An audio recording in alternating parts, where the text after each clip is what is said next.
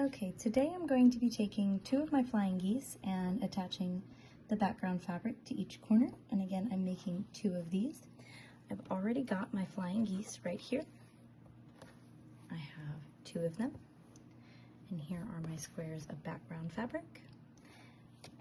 And first step is going to be pinning them to the corners.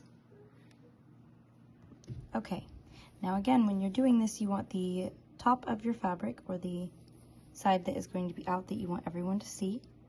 Mine is kind of difficult to see, but through the light you can see it's very light detailing, and that is face down now.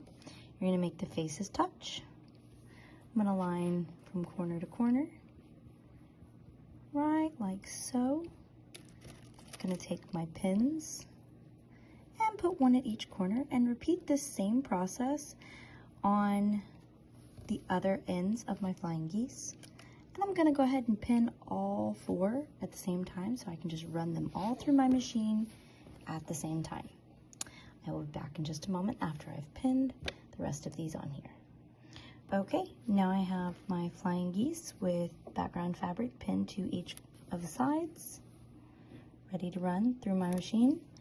As I've been using in previous videos, I am using a Husqvarna foot that has a 1/4 inch seam support right here at the side.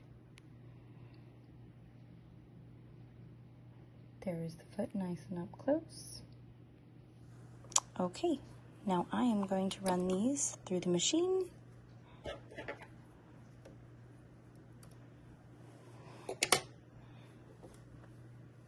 Pulling my first pin, string at the back, foot almost all the way down so I can line everything up.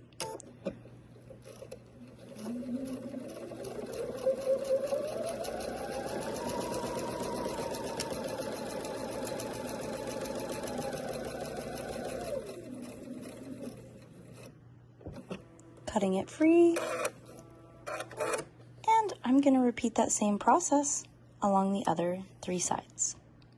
For my next step, I'm going to trim away all of these extra little flyaway strings, and if I notice any along the edges, I'm going to also clean them up at this time, just to keep my project nice and clean from flyaways, and I will be back in just a moment once I've clipped all these little threads away.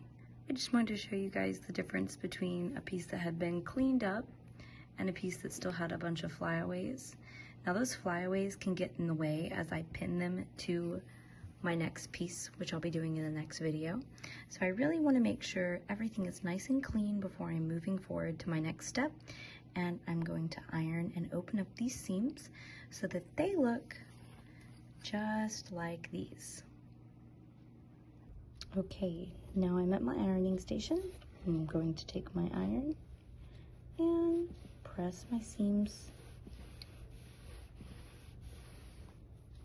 Once I've got them to this point and they are folded, most people can get away with leaving it like this, but unfortunately for my project, I need them nice and flat and open.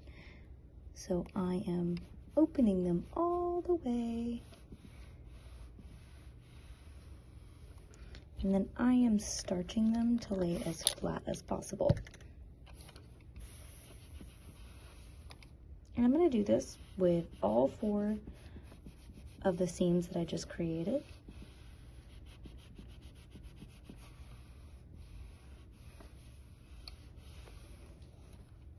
So that they will all look like this. I'll be back in just a moment to show you the finalized result. Okay, so I have both of these completed and my seams are ironed down to be as flat as I can get them. Nice and cleaned up from stray runaway fabric where it frays.